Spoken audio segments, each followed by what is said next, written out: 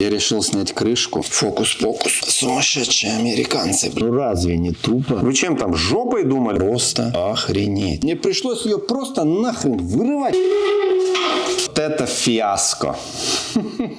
Эгегей, всем привет, друзья. Вы видите мой красный вен, это значит, что я вновь дома в Калифорнии. В общем, я ездил в Молдову. Сейчас будет видос о Audi Q7, который вы так ждете. И вам всем, наверное, любопытно, как он будет снимать двигатель у себя в гараже. Ну, а кому интересно, как же я съездил в Молдову, как там поживает моя Кристиночка, да и вообще, как там обстоят дела в Молдове, переходите на канал, ссылочка внизу, американская реальность. Именно туда я, наверное, смонтирую те видосы, которые запилил в Молдове. Ну а мы давайте пройдем к нашей Q7. Ну а для тех, кто не в курсе, купил я эту аудюху за $3000. Она заводится и даже едет, но у нее гремит цепь газораспределения. У нее течет бензин из бака. Да и вообще эта тачка более расхлябанная на самом деле, чем она выглядит. Выглядит она просто охеренно. Я ее когда увидел, да и по фотографиям, ну, реально выглядит круто. Но когда ты поближе начинаешь ее рассматривать, то очень много вещей, которые присущи американской расхлябанности, я бы так сказал, которые просто куда-то нахрен вырванные, какие-то пластмасски, какие-то мелочи, пепельницы, они вообще отсутствуют. Самая важная суть заключается в том, что мне нужно выдергивать двигатель с этого автомобиля. Изначально я думал, что я буду разбирать всю морду и снимать этот прекрасный VR6 двигатель, хотя он везде маркируется как V6. Я не могу понять, почему, в чем разница между V6 и VR6. Хотя этот двигатель, ну, никак не V6, он не V-образный, точно не V-образный. Здесь нету двух частей блока, которые в букве V соединены в одно. Там может быть разный угол между ними, но не важно, это было бы буква V. Рядный блок, в котором 6 цилиндров, и называется он почему-то V6. Напишите в комментариях, чего я не знаю. Итак, чтобы его снять, я приобрел вот такого вот гусака. Значит, он разборный, катается. Все колесики на нем, значит, вращаются. И это был такой один из критериев, который мне подходил, так как есть гусаки, у нас был на работе. На нем, например, вот передние колесики не вращались, они были только заварены намертво. И тяжело было разворачивать всю эту конструкцию. Здесь же все колеса вращаются, поэтому можно будет разворачивать как заднюю, так и переднюю часть. Является основным фактором, потому что здесь в гараже, так как мало места, мне придется вытаскивать мотор и сложно будет его разворачивать. Купил я ее недорого. Новая она стоит примерно $300. Я нашел объявление на Фейсбуке здесь недалеко от меня. Купил его вообще за $120. Действительно новая штука. Человек с ней пользовался всего лишь один раз. Я не буду разбирать всю морду, что изначально я планировал сделать, а я просто выдерну этот двигатель наверх. Поэтому я изначально планирую снять капот. Капот на этом автомобиле алюминиевый. Вот он, заклепки видны. Просто выдергивать весь двигатель, не разбирая передней части автомобиля. Мы, конечно, посчитаем, сколько у меня уйдет на все это дело. $120 я уже потратил, можно сказать. Я этот кран еще буду использовать не только на этот автомобиль, а вообще и дальше он мне пригодится. Уже заказал фильтр топливный, который у меня течет, и находится он в лючке бака, через который этот фильтр загружается. Я даже до него еще не добрался, но я уже точно знаю, что течет именно этот фильтр. У них есть проблема, связанная именно с корпусом. Трескается корпус, и он просто течет. И когда этот фильтр приедет, мы его просто поменяем. Нам нужно будет снять сидуху заднюю, и под сидухой у нас есть отверстие в ковролине, там у нас лючок, и под лючком наш фильтр, который элементарно меняется через верх. Для начала решил снять капот, и уже обнаружил, что одного элемента опрыскивателя на лобовое стекло вообще нету на капоте. Он у нас вот такой вот, с 3 разными сосками внутри. Обычно современные опрыскиватели уже идут не с сосками, а идет один, но он как бы распрыскивает таким туманом. Пытаются уйти от вот этой старой схемы, где у нас 2 струи просто-напросто выкидываются. Я хотя бы отсоединил проводку и саму подачу, которая идет на опрыскивателе. И теперь я могу снять просто этот капот. Мне в любом случае его лучше снять. Мне будет гораздо удобнее работать. Здесь уже какие-то колхозники побывали. Я вижу гайки. Совсем не похожи на заводские. Они такие блестящие. Блестящая работа. Блестящая работа блестящих профессионалов. Видать, эта машина уже была в каком-то фронтальном коллижене. Ничего страшного. Это все фигня. Будет не очень-то легко, но я попробую. Хорошо, что капот алюминиевый. Он очень легкий. Еще хорошо, что лобовое стекло уже разбито. И ты не боишься его еще раз навернуть. Если его слишком поднять, то можно углами поломать наше стекло. Просто вот так вот возьму. Реально легкий капот, друзья. Килограммов 5 может быть максимум. Алюминиевый капот — это тема. Ух, как сразу стало светло. Хоть я не знаю, работай не хочу. Для того, чтобы выдернуть его, мне надо будет немножко разобрать. И я планирую снять впускной коллектор. Мне его в любом случае нужно снимать, чтобы снять крышку клапанов для выставления тайминга. Поэтому впускной коллектор в любом случае нужно снимать. И я это сделаю до снятия двигателя. Теоретически двигатель можно снять полностью с коллектором, с выхлопом, со всеми делами. Просто зацепиться за вот этот крюк и за вот этот вот крюк. У нас здесь 2 крюка. Ну и, конечно же, я сниму впуск, корпус фильтра, просто для того, чтобы было больше места. Хотя место здесь, я уже говорил, что просто дохренища. По-моему, очень удобный мотор в плане того, что можно вокруг подсунуть везде руки. Смотрите, сколько места. Хочу вам показать такую вещь, как впускной коллектор. А вернее то, как этот впускной коллектор крепится к ГБЦ. Обычно впускной коллектор имеет пару болтов сверху и пару болтов снизу, да? Как бы, в нормальном коллекторе именно так это и устроено. Но здесь ненормальный коллектор. Сейчас я вам покажу. Его вытаскивать. Так, простите за мой французский, но здесь действительно есть 3 болта сверху. Вот они, удобно, до них доступно. Потом с этой стороны, когда ты смотришь, ты замечаешь еще один болт снизу, с краю. До него тоже кое-как мы дошли и открутили. Вот он вот здесь вот. Но дальше, болтов нахрен нету. А знаете, что дальше есть? Дальше есть у нас вот топливная рампа высокого давления. И вот под ней вот такие вот втулочки. Вот. Видите? Втулка и у нас отверстие. И просто впускной коллектор сидит здесь. Просто затягивается снизу вот этой топливной рампой высокого давления. Открутить саму линию, которая идет к топливной рампе, не представляется никакой возможности, потому что тут ни хрена нету доступа, Мне пришлось ее просто нахрен вырывать и деформировать, как собаку, чтобы вытащить впускной коллектор. Конструктора ВАГ, вы чем там, жопой думали, когда вы это все придумывали? Серьезно. Мне кажется, если бы они думали жопой, они бы придумали что-то получше. Честно. Сори, ребята, что я такой грубый, но реально это сделано просто через жопу. Других слов у меня нету.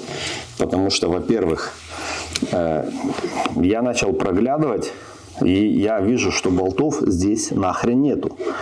И здесь идет наша топливная рампа. Топливная рампа имеет 3 вот таких вот болта. И я инстинктивно понимаю, что, возможно, впускной коллектор просто держится снизу за топливную рампу, а сверху болтами. И нужно только расслабить чуть-чуть топливную рампу, она отойдет от ГБЦ, и у нас коллектор выйдет вверх. Хрен там. Оказывается, видите, как вот эти вот втулки должны войти в коллектор. И чтобы их вытащить, это мне пришлось полностью снять топливную рамку с форсунок. Безумно тупо построено. Не понимаю, в чем проблема была здесь еще сделать 2-3 болта снизу и не устраивать вот такую вот херню. Зачем вот эти уши, которые идут под топливную рампу? Нахрена? Соединены вместе верхняя и нижняя рампа. Давайте снимем и двигаемся дальше. В принципе, если ничего не откручивать, то доступ нормальный. Я скинул всю проводку. Также я скинул, значит, насос гидравлики и я скинул компрессор кондиционера. Я не буду вытаскивать их вместе с двигателем, для того, чтобы не разгерметизировать систему. Я открутил наш выхлоп. В принципе, каких-то особых сложностей с откручиванием тех или иных узлов у меня не было. Единственное, что коллектор впускной я откинул. Глушитель, он у нас там на гофре плавающий, поэтому единственное, что, выдергивая вверх двигатель, скорее всего, снять лапу, потому что она упрется в глушитель. А возможно, я как-нибудь скантую. Дальше я снимаю стартер. Мне нужно открутить наш гидротрансформатор. Окно, через которое я смогу сделать, появится именно после того, как я сниму стартер. Почему нельзя было этот механизм оставить с передней части двигателя? Смотрите, сколько здесь еще места. Я решил снять крышку, потому что мне любопытно, что здесь происходит. Значит, хочу сказать, что двигатель этот уже снимали. Я вижу по всем болтам, силикону, который у нас на поддоне, вижу, что его вскрывали. Поддон снимался и двигатель отсоединялся от коробки, либо коробка снималась, скорее всего, двигатель. Охренеть, какой чистый двигатель внутри. Просто охренеть. Тут нету вообще каких-либо отложений. Вот это вот меня настораживает. Здесь все выглядит просто великолепно. Но это у нас верхняя цепь. А разлетается, как правило, не верхняя цепь, так как их здесь две, а разлетается нижняя, вот эта пластиковая, она разлетается, рассыпается. И из-за нее у нас происходит весь этот звук. Нам осталось снять стартер, открутить гидромуфту, открутить по кругу карабас от двигателя. И, в принципе, можем цеплять наш крюк. Поменьше болтай, побольше работай. Снимаем стартер. Снял я стартер. Вон. И через отверстие стартера снял я 3 болта. Это не 3 болта, которые нашу гидромуфту, гидротрансформатор крепят. Бывает 4 болта, бывает 6. Но вот у меня оказалось 3. Возможно, там 4 и 1 вообще не закрутили, но... Еще один момент хотел показать вам, прежде чем я сниму двигатель. Вот здесь вот у нас находится масляный фильтр. Почему он, в принципе, и так все очень туго. Я не знаю, как вытаскивается отсюда эта крышка масляного фильтра. Но у нас еще на пути шланг гидроусилителя, который идет от насоса к рейке. Какого хрена он находится здесь? Если вот отсюда посмотреть, то видно, что ты не подкинешь к нему головку нормально. Да и сам шланг этот высокого давления мешает снятию самой крышки. Да и потом из фильтра самого. Почему? Я посмотрел уже на этот шланг, думал, может, он идет в обход сверху лапы, с другой стороны нет. Он никак по-другому не пойдет.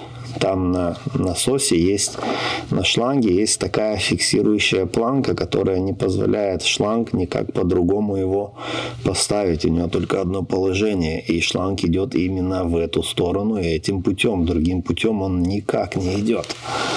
Видно, что же даже шланг немного протертый, так как, откручивая саму крышку при замене фильтра, постоянно ключом, инструментом выгибаешь этот шланг в бок.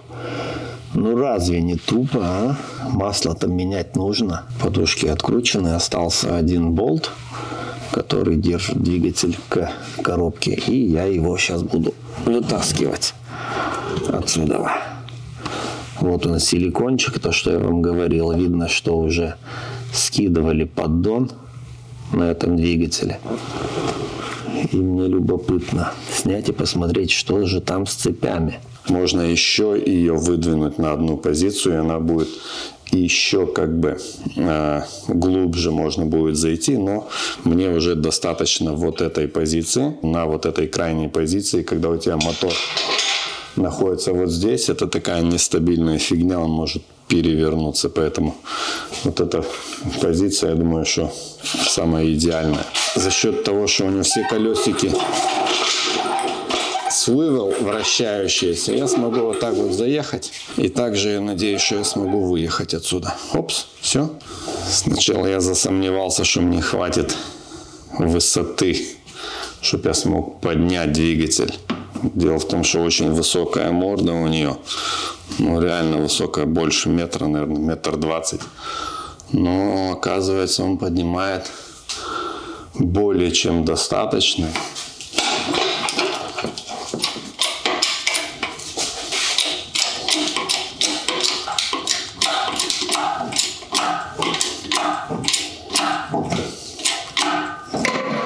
Мне нужно что-то подложить под коробку. Кто там орет у меня на улице? Сумасшедшие американцы, блин. Так, я подложил уже брусок под коробку, но оказалось, что я забыл открутить один болт еще.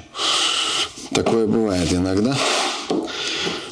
Оказался потайной болт, который я просто не заметил. Профессионал, блин. Что я начал поднимать, а что-то двигатель от коробки ни хрена не отсоединяется. Так, здесь вроде все проходит. Здесь чуть-чуть не проходит. Нужно переставить немного мотор. Нужна очень серьезная процедура. Наподобие вот так вот. Смотрите. Сейчас я вам покажу. Фокус-покус. Видели? Какие фокус-покус. Все. Вот сейчас она уже... Сейчас уже выйдет. Погнали.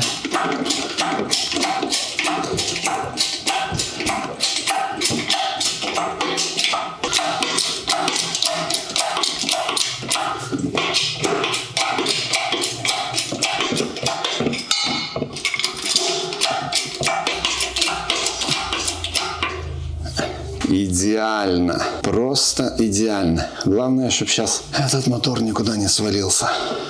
Ну что, в принципе, сейчас 5 часов вечера. И я с утра с перерывами, не торопясь, вот до вечера его вытащил. Хотя можно было сделать это быстрее. Ну что, давай, выезжаем потихоньку.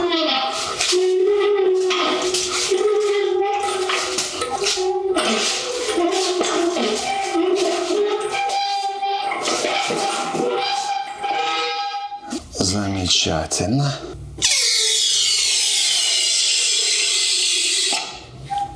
Давайте вам кое-какие мысли расскажу, прежде чем я начну его разбирать. Первое, что я заметил, когда снял крышку, очень похоже, что цепь мененная. JWS. По-моему, так она читается. Это фирма, которая производит цепи.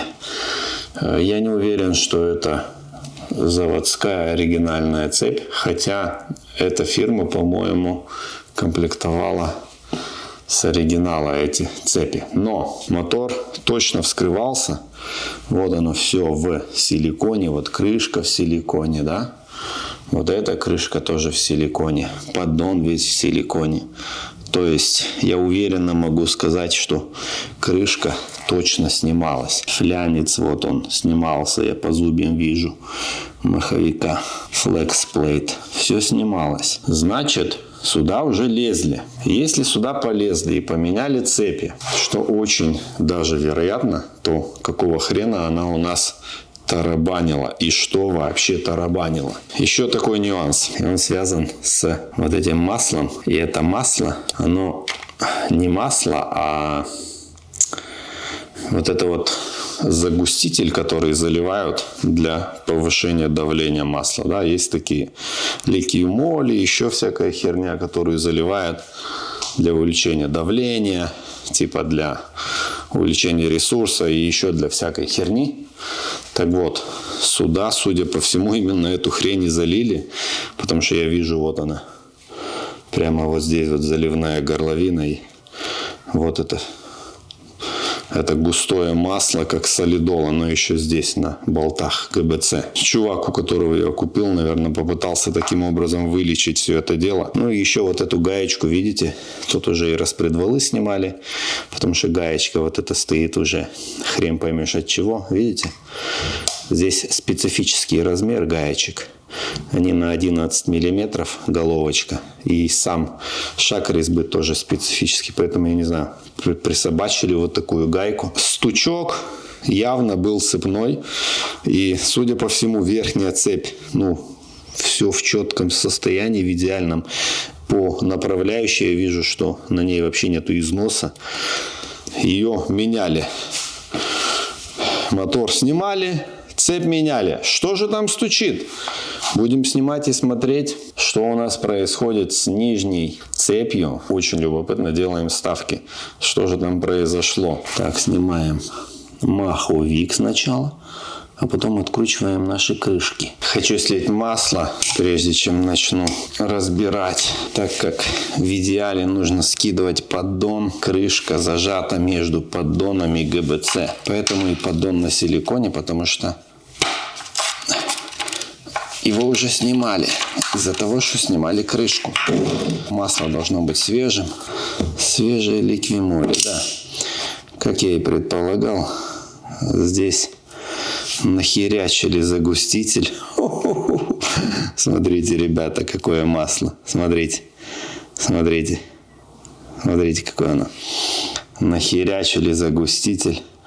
Знаете, после наших вы говорите, что мы самые шустрые, мы во всем разберемся.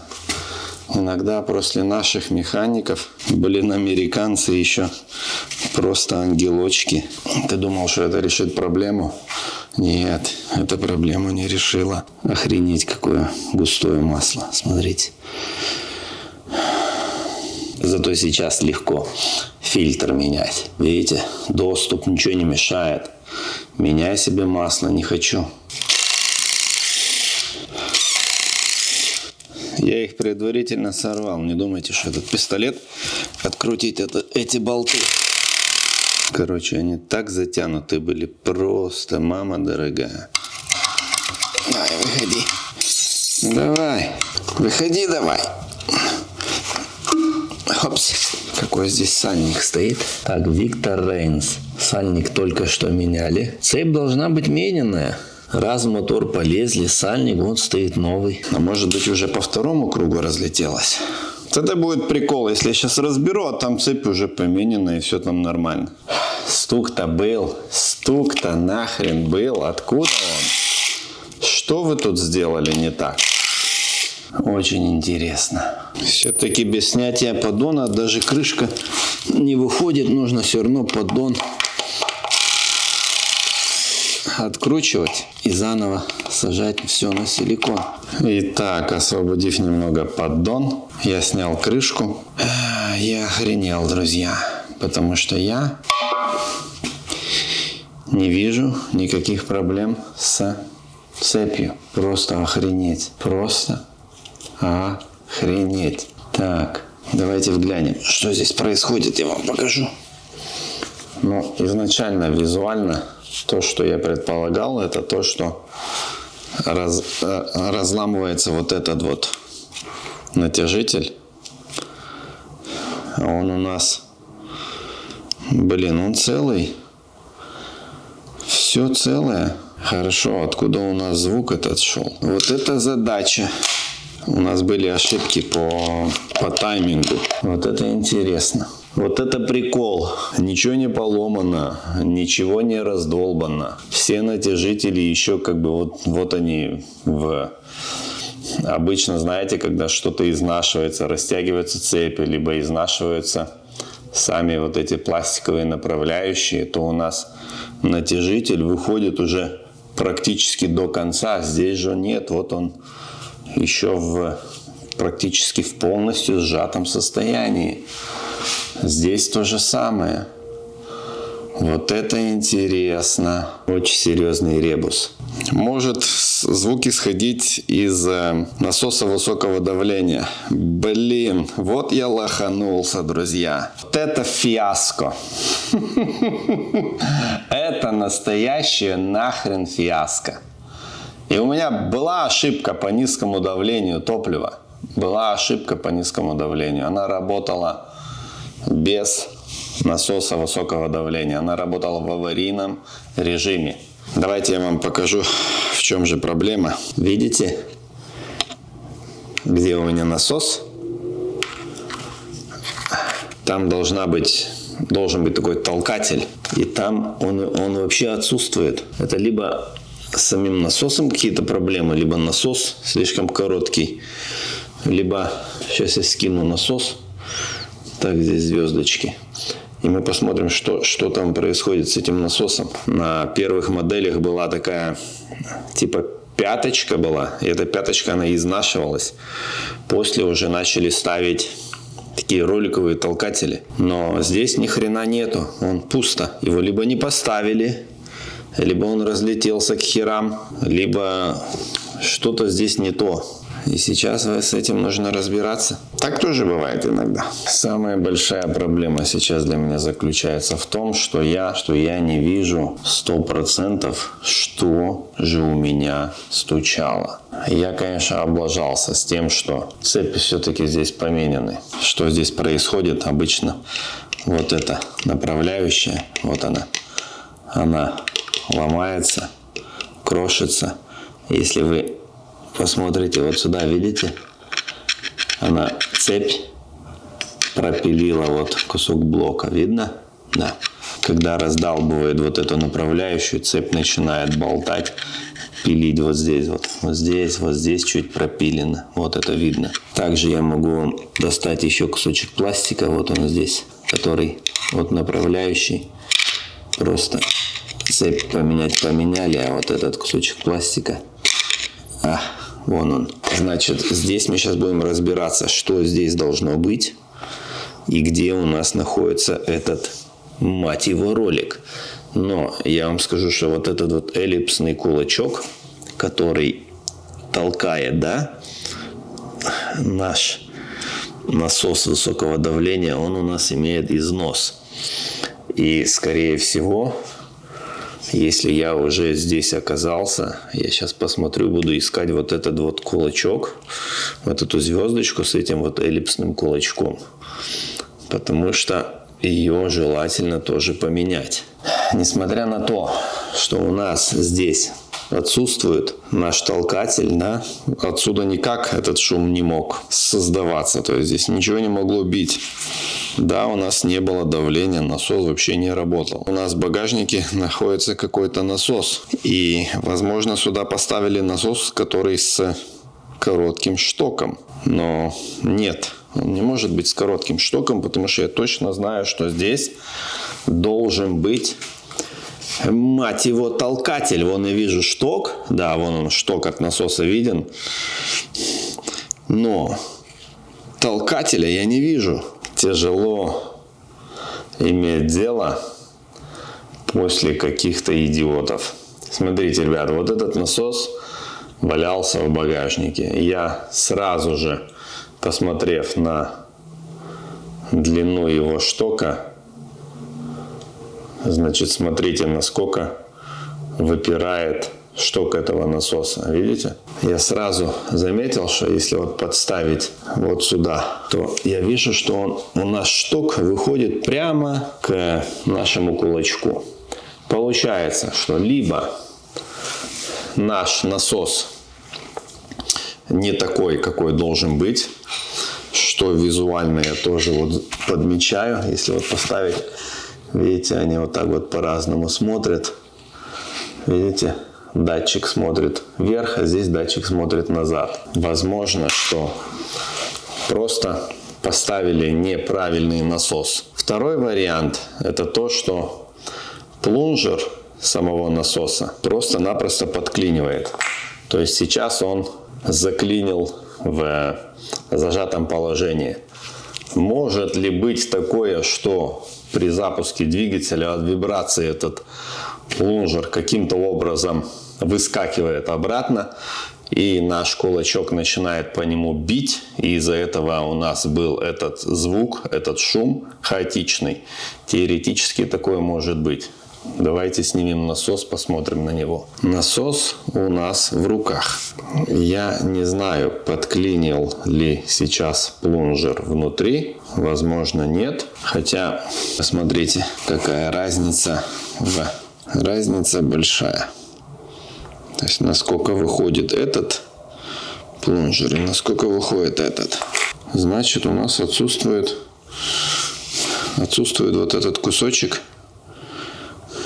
между штоком насоса и нашим кулачком. Вот здесь этот кусочек, он в виде такого наконечника. Блин, а где он? Где он, идиоты, которые собирали этот мотор? Где? Наверное, я буду закругляться, уже поздно.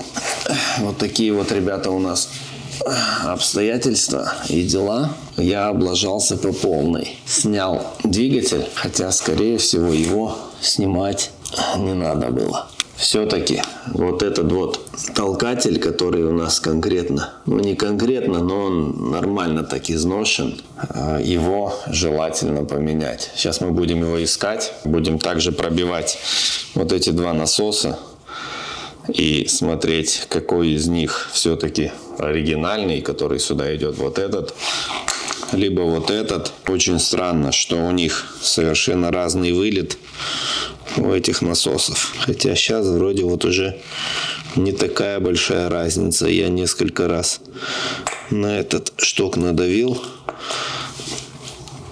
и он, походу, чуть-чуть вышел еще больше. Между ними кулачком еще целый сантиметр.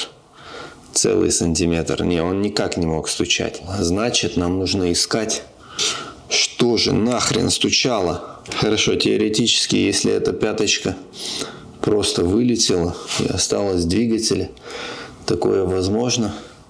Возможно, но маловероятно. Она бы здесь, эта пяточка, раскрошила бы все к херам. Еще больше вопросов, чем ответов. Пишите ваши комментарии. Пойду смотреть видос, где я покупал машину, и там четко я записывал, как работает двигатель, как он стучит. Здесь отсюда этот стук никак не мог исходить из насоса уже 100%. По цепям тоже все в норме, все цепи новые, натяжители направляющие новые. Могли ли давать такой звук наши муфта VVT Вануса, либо могло ли давать здесь у нас что, масляный насос, или что у нас здесь? Могло ли это давать какой-то звук? Думать, искать, разбираться. Вот такие вот дела. Еще один нахрен ребус. Ну как же так, а? Ничего, разберемся. Все, ребят, всем пока. Всем хорошего настроения. Подключайтесь. Я обязательно покажу вам разгадку, если я ее найду, конечно. И поделюсь с вами, в чем же причина, почему она стучит. Увидимся в новой серии.